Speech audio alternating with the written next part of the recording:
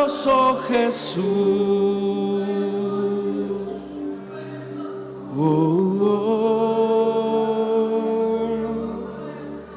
Señor, detrás de este canto hay una admiración profunda por tu persona. Señor, has condescendido con esta humanidad al revelarte, tomando la forma humana y tomando forma de siervo, Señor, para llevar todas nuestras cargas y nuestras debilidades. Tú, Señor, asumiste las condiciones más difíciles para hacerte cercano a nosotros. Y por eso queremos alabarte, Señor, y bendecirte. Queremos, Señor, agradecerte también, porque nos permites presentar nuestras necesidades delante de ti. Tú las conoces, bendito Dios, tú las sabes. Y por eso, Señor, es que las traemos delante de ti. Quiero pedirte que tú des la sanidad. Quiero pedirte, Señor, que tú des la fortaleza, la respuesta, para que podamos, Señor, ser testimonios vivos de tu poder. Nosotros dependemos de ti, Señor, y queremos pedirte, por favor, en esta hora, que nos puedas hablar, Señor. En el nombre de Jesús. Amén y amén. ¿Cuántos pueden dar un fuerte gloria a Dios, hermanos? Amén. Bendito el nombre del Señor. Les invito a ponerse en pie. Vamos a abrir la Biblia en el libro de Apocalipsis. Lo vamos a hacer en el capítulo número 13 del libro de Apocalipsis. Los días viernes, hermanos, estamos desarrollando el estudio de las doctrinas básicas de nuestra iglesia. Y la semana anterior, o la última vez más bien, estuvimos hablando acerca de la gran tribulación. En esta ocasión, hermanos, queremos darle continuidad a ese tema, apuntando algunos aspectos de este periodo que se conoce como de gran tribulación. Apocalipsis capítulo número 13, vamos a leer a partir del versículo 11. La palabra de Dios nos dice: después vi que de la tierra subía otra bestia. Tenía 2 cuernos como de cordero, pero hablaba como dragón. Ejercía toda la autoridad de la primera bestia en presencia de ella, y hacía que la tierra y sus habitantes adoraran a la primera bestia, cuya herida mortal había sido sanada. También hacía grandes señales milagrosas, incluso la de hacer caer fuego del cielo a la tierra a la vista de todos. Con estas señales que se le permitió hacer en presencia de la primera bestia, engañó a los habitantes de la tierra. Les ordenó que hicieran una imagen en honor de la bestia, que después de ser herida a espada revivió. Se le permitió infundir vida a la imagen de la primera bestia, para que hablara y mandara matar a quienes no adoraran la imagen. Además, logró que a todos, grandes y pequeños, ricos y pobres, libres y esclavos, se les pusiera una marca en la mano derecha o en la frente, de modo que nadie pudiera comprar ni vender a menos que llevara la marca, que es el nombre de la bestia o el número de ese nombre. En esto consiste la sabiduría.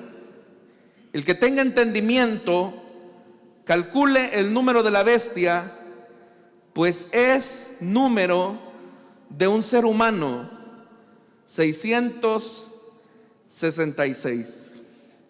Amén. Hasta ahí dejamos la lectura, hermanos. Tengan la amabilidad de sentarse, por favor, esta noche. En la última ocasión, hermanos, mencionábamos que el tema de la gran tribulación es uno de los contenidos que adopta una parte del cristianismo dentro de su compendio de escatología, es decir, aquellos temas que están relacionados con los eventos del porvenir. Y decíamos que en realidad, hermanos, alrededor de este tema hay diferentes puntos de vista, diferentes enfoques. Algunos que sostienen que el período que se conoce como de gran tribulación ya tuvo su cumplimiento exclusivamente en el período intertestamentario, cuando se dio lo que Daniel llama la abominación desoladora, que no fue otra cosa más, hermanos, que colocar la imagen de Zeus al interior del templo en Jerusalén y sacrificar una cerda dentro de ese recinto. Entonces, algunos ven que ahí se cumplió el período de gran tribulación al que se hace referencia en lo que se conoce como el período de las 70 semanas de la profecía de Daniel. Sin embargo, resulta interesante que el Señor Jesús, en el sermón escatológico que Él brinda en el Evangelio de Mateo, específicamente en los últimos capítulos, Él vuelve a retomar el tema e identifica a un periodo de aflicción denominándolo gran tribulación. Y algunos hermanos ven en esa frase que Jesús a lo que se estaba refiriendo en realidad era a lo que se conoce como la destrucción del templo en Jerusalén, que fue un periodo bastante difícil y que sin lugar a dudas, hermanos, dejó una huella imborrable dentro del judaísmo. Pero el Señor Jesús establecía que para que nosotros entendiéramos el tiempo, se debía de producir una señal que tiene que ver con su segunda venida. Sin embargo, nosotros decíamos que después de que ocurrió el suceso de la destrucción de Jerusalén en el año 70, pues obviamente el Señor no vino. Con lo cual nosotros estamos conscientes que, si bien es cierto, el pasaje o las palabras de Jesús apuntaban en cierta forma a lo que iba a ocurrir en Jerusalén en el año 70, pero todavía hace falta un cumplimiento de lo que se conoce como el período específico de gran tribulación, que es un evento que está por venir, porque dentro de nuestra comprensión teológica, bíblica, nosotros sabemos que este periodo se va a producir inmediatamente después del arrebatamiento de la iglesia. Ahora, esa es la comprensión bíblica de nuestra denominación, de nuestra iglesia. Puede ser que usted escuche a otras iglesias cristianas que tengan otros enfoques, pero hermanos, este es el nuestro, a partir de lo que la palabra de Dios nos revela y nos demuestra. Ahora, hermanos, la última ocasión yo les decía que uno de los periodos más difíciles que estamos viviendo hoy en día es lo que se conoce como el misterio de iniquidad. Y decíamos que el misterio de iniquidad, a la que el apóstol Pablo hace referencia en su segunda carta a los tesalonicenses, es la imitación que hace Satanás de todo aquello que Dios hace, con el fin de persuadir y engañar a los hombres para desviarlos de su atención de Dios.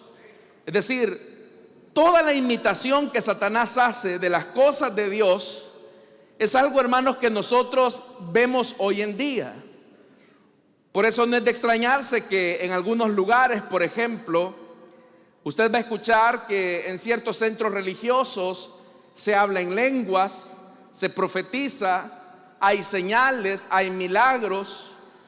Pero todas estas señales, todos estos milagros tienen una característica, y es que caminan a la par de la mentira y desvían la atención de los hombres del único camino de salvación, que es Jesucristo. Cuando un milagro, un hecho sobrenatural, una señal prodigiosa no nos encamina hacia Jesús, hacia su sacrificio, hacia su perdón, hacia su gracia, tal milagro debe de ser cuestionado. Y Satanás, hermanos, está probando, mientras la iglesia está aquí en la tierra, seguir engañando a los hombres con esta imitación que hace de las cosas de Dios. Este libro de Apocalipsis, que es la profecía del Señor Jesucristo, nos habla de los periodos de persecución que la iglesia tuvo que enfrentar en algún momento y que tendrá que enfrentar también. Pero en este capítulo número 13, donde se habla acerca de las dos bestias, la bestia que sube del mar, que es la que aparece en el versículo número 1 y de la que se nos habla hasta el versículo 10 del capítulo 13, es lo que nosotros popularmente llamamos el anticristo, es decir, aquel que se opone abiertamente al Señor, a Dios. Note que en el libro de Apocalipsis no se conoce de ese nombre, sino que se llama la primer bestia. Pero la primer bestia es un líder político que goza de la simpatía y de la popularidad de los seres humanos, que fascinados por su carisma, por su encanto, van tras esta primera bestia. Entonces quiero que usted note, no lo leímos todo el capítulo 13, pero vamos a ir apuntando algunas cosas de la imitación que Satanás hace. En el versículo 1 del capítulo 13 dice: y el dragón se plantó a la orilla del mar. Entonces vi que del mar subía una bestia, la cual tenía 10 cuernos y 7 cabezas. En cada cuerno tenía una diadema y en cada cabeza un nombre blasfemo contra Dios. Vamos a hacer una comparación de este versículo 1 con otra visión celestial que también se nos va a demostrar acá en el libro de Apocalipsis, y es el mar de cristal.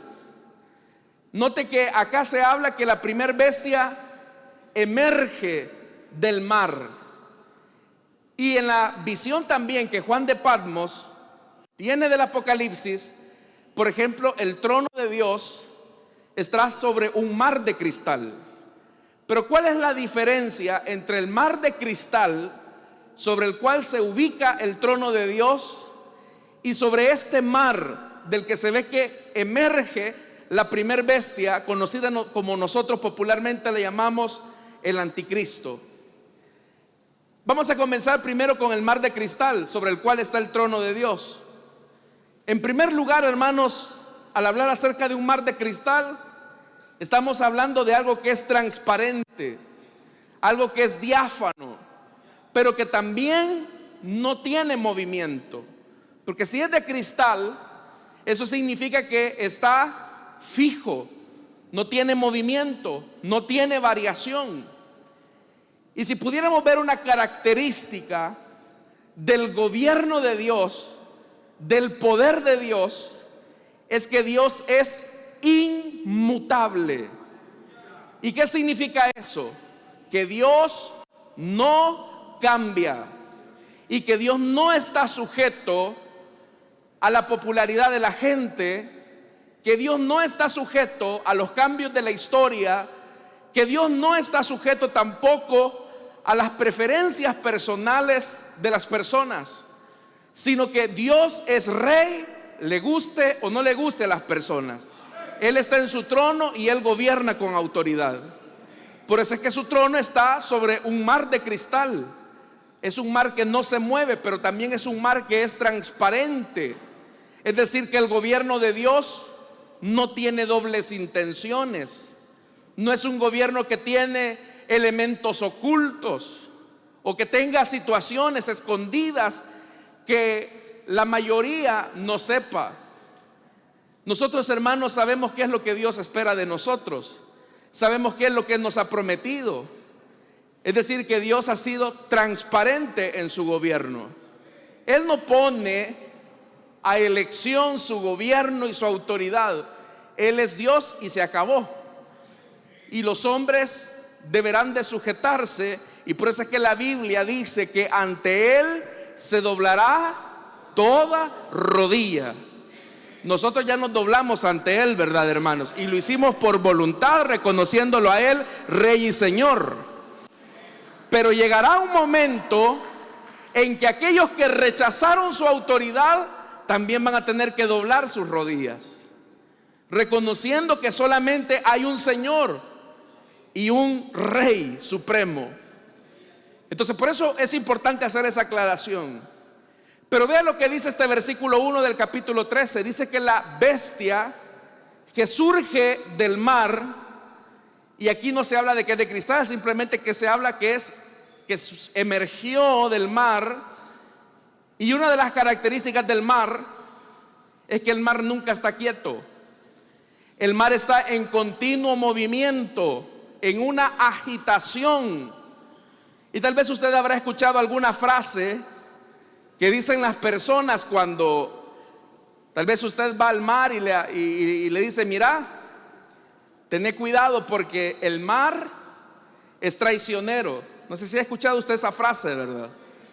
Bueno, que la primer bestia emerja del mar en movimiento, eso habla de las condiciones políticas en las que va a surgir este individuo. Es decir, la primer bestia va a emerger de una condición, hermanos, un tanto oscura, pero también de un mundo que está en constante agitación. Quiero que piense por un momento en esto. Mencióneme usted un momento en la historia de la humanidad que los hombres hayamos tenido paz, que no haya habido guerra, que no haya habido conflictos bélicos entre naciones. Y yo le aseguro que no lo va a encontrar. La historia de la humanidad está teñida de sangre. La historia de la humanidad es una historia agitada políticamente hablando. ¿Y sabe cuál es el problema de la agitación del mar? Es que cualquier oportunista puede aprovechar las agitaciones humanas para emerger. Y el anticristo es una persona que va a saber aprovechar los momentos históricos. Dice que tenía 10 cuernos. El cuerno es un símbolo de poder, pero dice que tenía 10 cuernos y tenía 7 cabezas. El número 7, usted sabe que es un número que se asocia a Dios.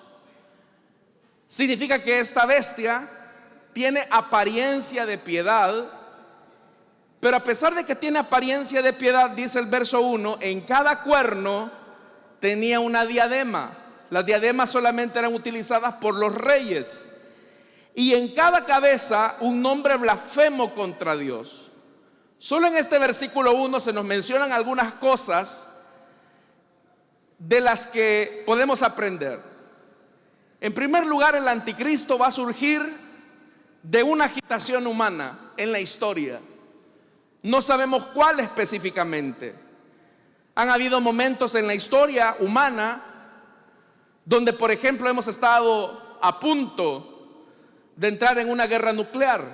Eso ha sido una agitación que ha puesto en riesgo a toda la humanidad y a toda la vida existente en el planeta.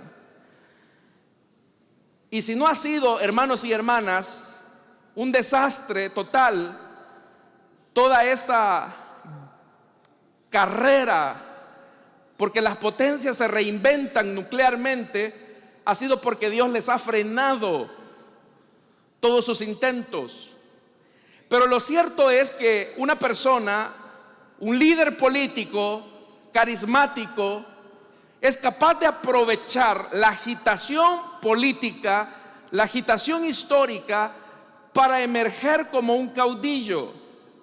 Pero dice el verso 1, dice que tenía 10 cuernos.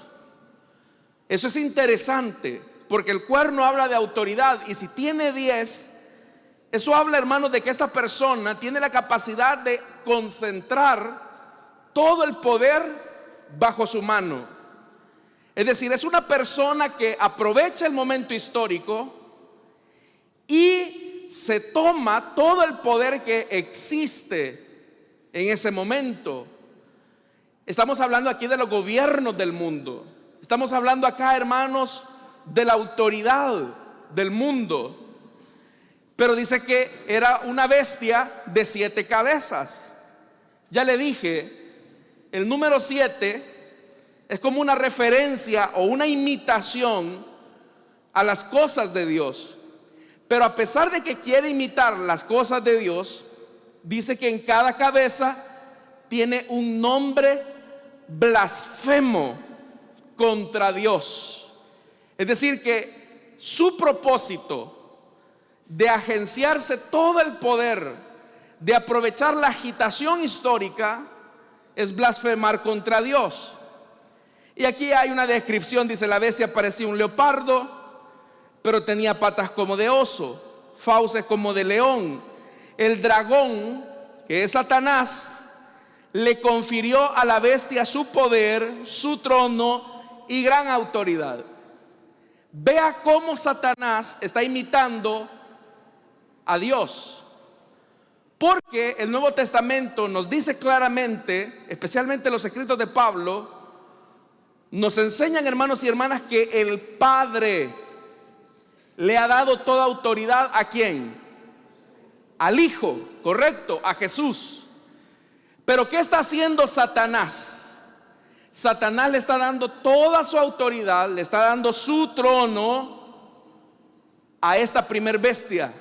Le está imitando. Él está imitando. Por eso, hermanos y hermanas, uno tiene que tener mucho cuidado a quién le presta sus oídos.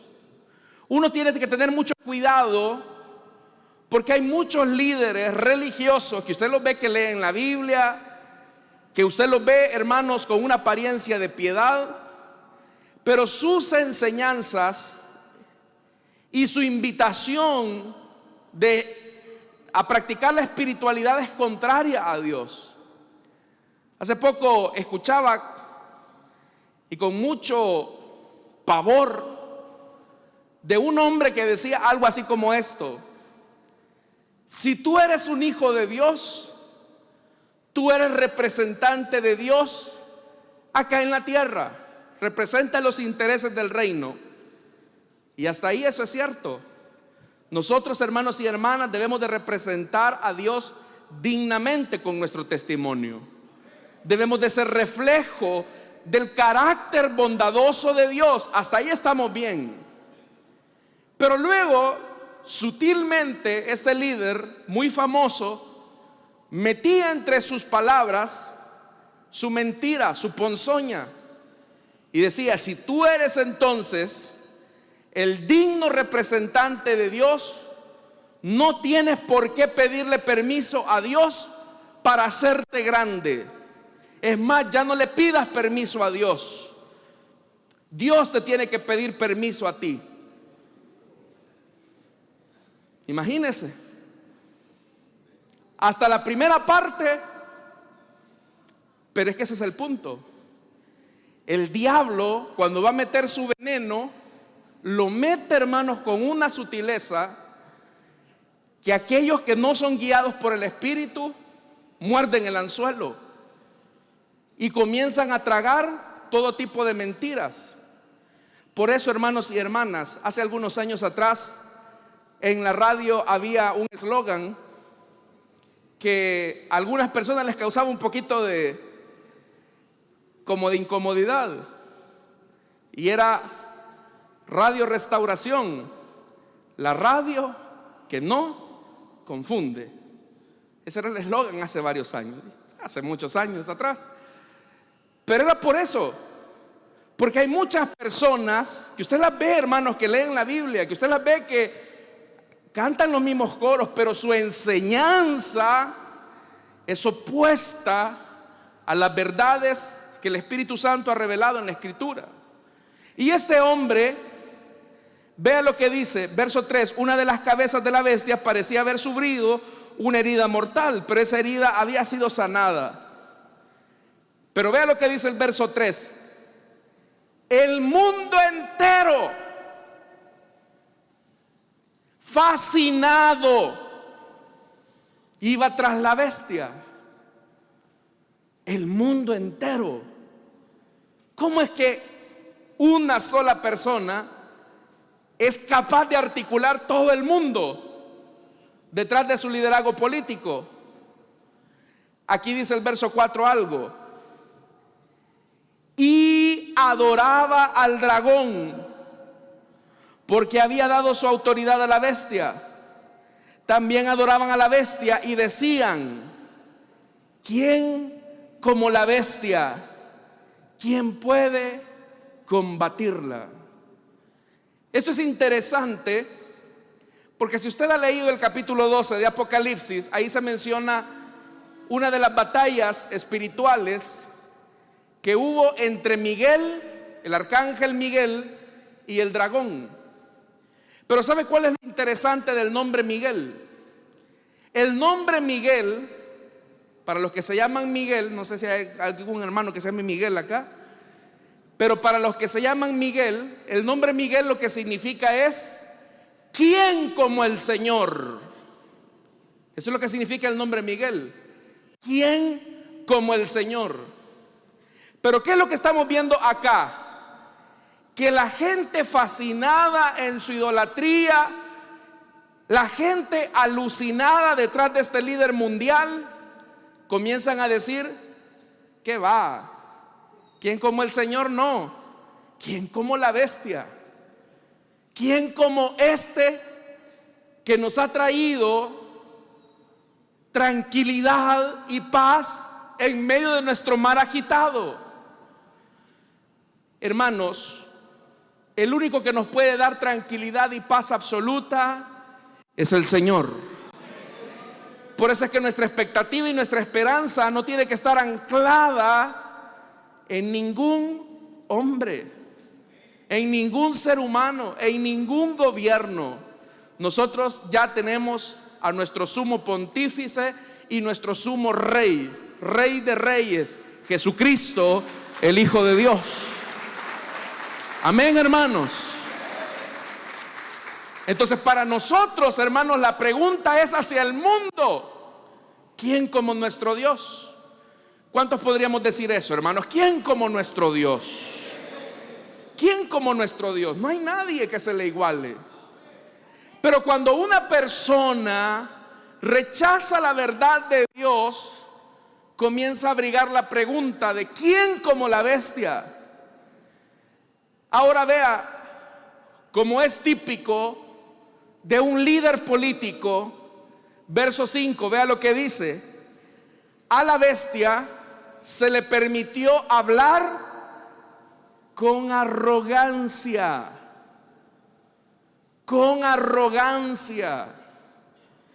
y proferir blasfemias contra Dios, y se le confirió autoridad para actuar durante 42 meses, que es el periodo de 3 años y medio, que es la primera etapa del periodo de gran tribulación.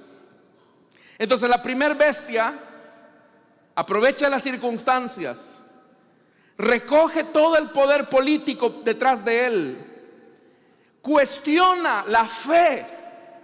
Ya no la gente dice quién como el Señor, sino que la gente fascinada detrás de ese líder comienzan a decir quién como la bestia. Y detrás de esa pregunta que el mundo fascinado dice detrás de la bestia, es un cuestionamiento de rebelión hacia Dios. Pero dice que cuando abrió la boca, oiga lo que hizo, verso 6: abrió la boca para blasfemar contra Dios, para maldecir su nombre y su morada y los que viven en el cielo. Oiga, hermano, lo que está diciendo la Escritura, que este hombre utilizó la autoridad para blasfemar contra Dios. Pero ahí viene el punto, que Dios se lo está permitiendo. Dios le está permitiendo a este líder político, la primer bestia, que hable con arrogancia, que hable con altanería, que concentre todo el poder político mundial detrás de él. Dios lo está permitiendo. ¿Por qué? Por lo que dice el Evangelio de Juan, hermanos y hermanas, que la luz vino al mundo, pero los hombres que prefirieron las tinieblas. Si hay alguien que quiere creer una mentira y rechazar la verdad de Dios, pues Dios lo deja para que abrace esa mentira. Pero vea lo que dice el verso 7. También se le permitió hacer la guerra a los santos y vencerlos. Y se le dio autoridad sobre toda raza, pueblo, lengua y nación. Es decir que durante el período de gran tribulación habrán personas que creerán en Jesús. Pero el costo de creer en el Señor en estas circunstancias será la persecución. Yo le pregunto algo a usted, hermano, y no me vaya a responder, por favor. Pero imagínese si aquí en nuestro país nos volaran la cabeza por ser creyentes. ¿Cuántos vendrían al culto el domingo? No me responda, porque capaz de 4 cultos solo hacemos uno.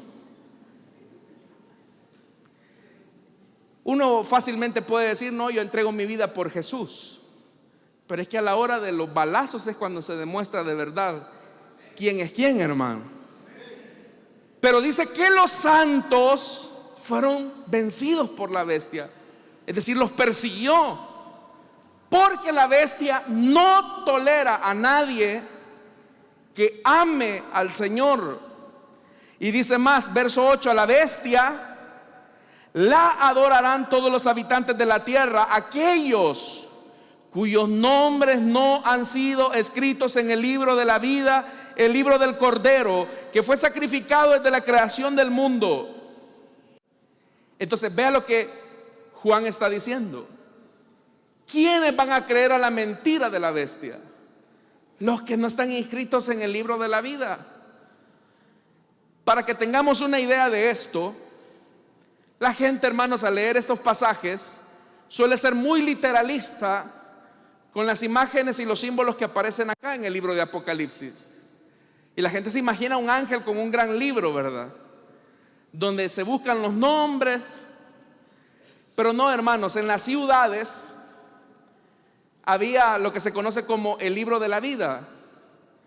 Cuando una persona nacía en estas ciudades, esto en Medio Oriente, las autoridades civiles, vamos a decirlo de alguna manera, anotaban el nombre de una persona en ese libro. Pero mientras esa persona vivía, su nombre estaba ahí en el libro. Cuando la persona moría, lo borraban. Entonces, la referencia a la que está haciendo Juan acá en su visión no es que exista un libro literal de la vida en el cielo, sino que lo que quiere decir, hermanos, es que los escogidos del Señor están en la memoria y en el pensamiento de Dios. Amén. Yo no sé si usted se alegra por eso. O sea, el Señor sabe quién es de Él y lo conoce por nombre. Le voy a contar un secreto. Hace años terminó un culto acá en la iglesia y ya, hermanos, se habían ido todos, pero de repente llega una servidora afligida. Hermano, nos dejaron este bebé en la iglesia de bebés. Y claro, ¿verdad? Nosotros preocupados, ¿verdad? Bueno, dije yo, nos hicieron papá por adopción. Pero el hecho es, hermanos, es que como a los 20 minutos venía la mamá de regreso a traer el bebé. Se le había olvidado. Ahora no sé aquí la hermana. Pero le voy a decir esto. A la hermana se le olvidó. O sea, se subió al bus y se fue. Y cuando iba llegando a la casa, el bebé, ¿verdad? Se me olvidó. Regresó, preocupada. Bueno, hoy el niño quizás ya es un poco más grande, pero lo que yo le quiero decir es esto. Eso le puede pasar a una madre, Pero a Dios, hermanos y hermanas, no se le escapa ni uno de sus hijos, hermano, porque estamos en la mente del Señor. El Señor no se olvida de nosotros. Y por eso es que Él dice: ¿quiénes van a ser los que van a aceptar el testimonio de la bestia? Los que no estén en el libro del Cordero de Dios. Ahora yo le pregunto, ¿Dios lo conoce a usted? Esa es la pregunta.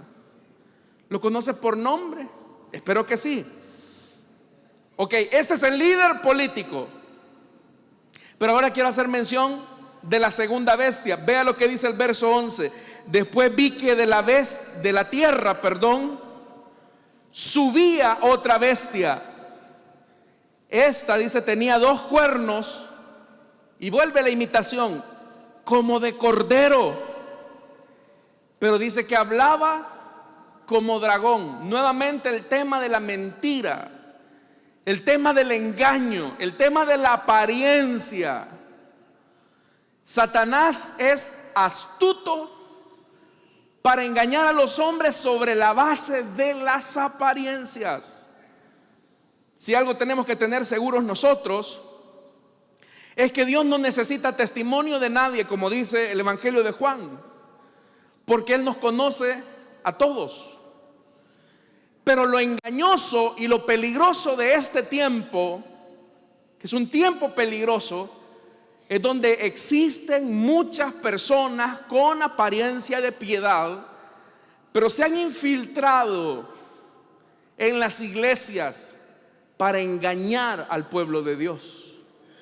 Y esta segunda bestia es un líder religioso, porque dice, tenía 2 cuernos como de cordero, pero hablaba como de dragón. Oiga lo que dice el verso 12: ejercía toda la autoridad de la primera bestia en presencia de ella. A ver, cuando Jesús ascendió a los cielos, Él dijo que Él enviaría ¿a quién? ¿A quién, hermanos? Al Consolador. Y el Consolador daría testimonio ¿de quién? Del Hijo, de Jesús. Por eso es que usted puede notar algo acá interesante en la manifestación de los dones del Espíritu. Porque los dones del Espíritu son del Espíritu, pero note algo: casi siempre hay una fórmula en el mensaje. Dice el Señor esto y aquello. Dice el Señor esto y lo otro. Dice el Señor esto y aquello. ¿Por qué esa fórmula? Dice el Señor, siendo que es el Espíritu Santo el que está hablando.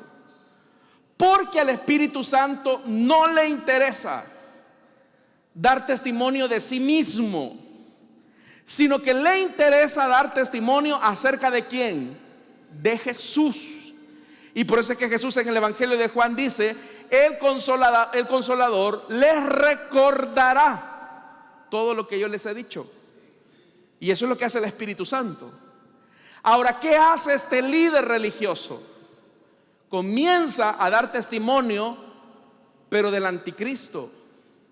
Y por eso es que algunos, con cierto tino, han dicho que esa es la Trinidad diabólica, porque el dragón envía a la primer bestia. La primer bestia le da autoridad o envía a la segunda bestia. Una Trinidad diabólica, es una imitación de lo de Dios. Y dice la palabra del Señor, verso 12: ejercía toda la autoridad de la primer bestia en presencia de ella, y hacía que la tierra y sus habitantes adoraran a la primera bestia, cuya herida mortal había sido sanada. Mire cómo es el diablo de imitador.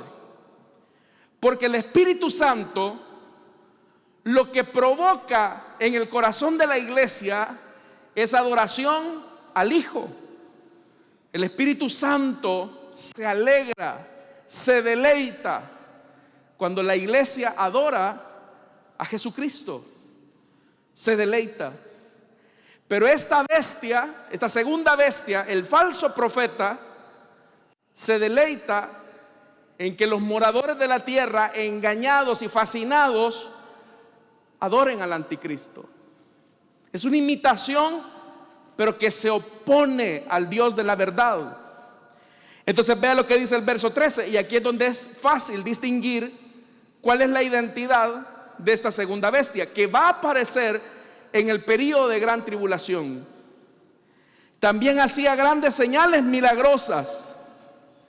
Oiga esto, hacía grandes señales milagrosas, incluso la de hacer caer fuego del cielo a la tierra a la vista de todos. Le pregunto, en el Antiguo Testamento, ¿quién fue el hombre que hizo descender fuego del cielo? ¿Quién? Noé, dicen. No. Elías. Y Elías hizo descender fuego del cielo para que Israel se convenciera que el Señor es el único Dios verdadero. Si el Señor es Dios, que descienda fuego del cielo y queme este holocausto. Y fuego cayó y descendió. Israel entendió que solo hay uno, y ese es el Señor. Pero ¿qué está haciendo esta segunda bestia? Está haciendo lo mismo que hizo el profeta Elías. ¿Pero para qué? Para engañar a los hombres y convencerlos que la primer bestia, que el líder político que se ha aprovechado de la agitación del mar, que ha concentrado todo el poder detrás de él, es el Mesías esperado para Israel. Nosotros sabemos que nuestro Mesías ya vino, ¿verdad, hermano?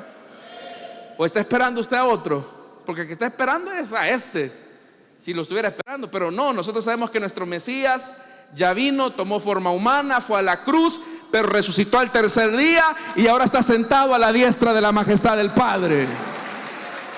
¿Cuántos sabemos eso, hermanos? Lo sabemos. Pero el falso profeta está tratando la manera de decir: no, Jesús no es el verdadero, es este carismático, es este líder. Y mire lo que hace. Verso 14: con estas señales que se le permitió hacer en presencia de la primer bestia, logró su objetivo. Engañó. Y eso es lo que busca el diablo. Satanás ha venido para matar, hurtar y destruir, pero lo hace sobre la base de la mentira. Vea, con estas señales que se le permitió hacer en presencia de la primer bestia, engañó a los habitantes de la tierra. Oiga, verso 14: les ordenó que hicieran una imagen en honor de la bestia que después de ser herida a espada revivió. Dice que el falso profeta ordenó que le hicieran una imagen.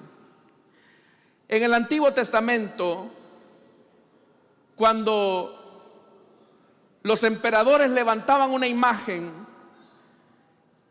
sería el equivalente nuestro, hermanos, de las campañas publicitarias que se hacen para endosarle más poder al soberano.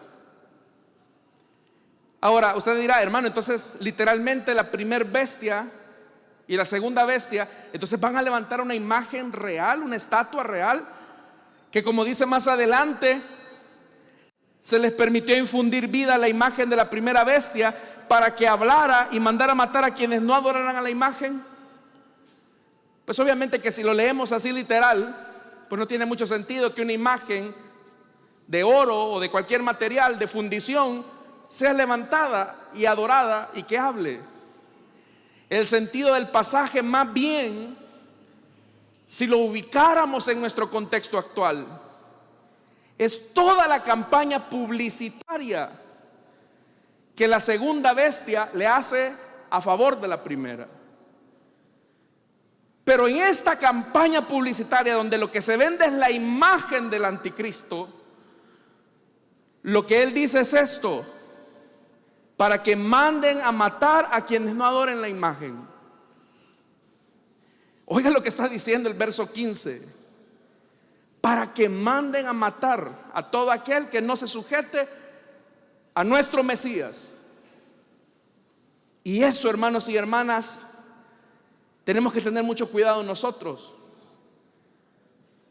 Joseph Goebbels, el ministro de publicidad de la Alemania nazi, logró persuadir a los alemanes de que Adolf Hitler era el Führer,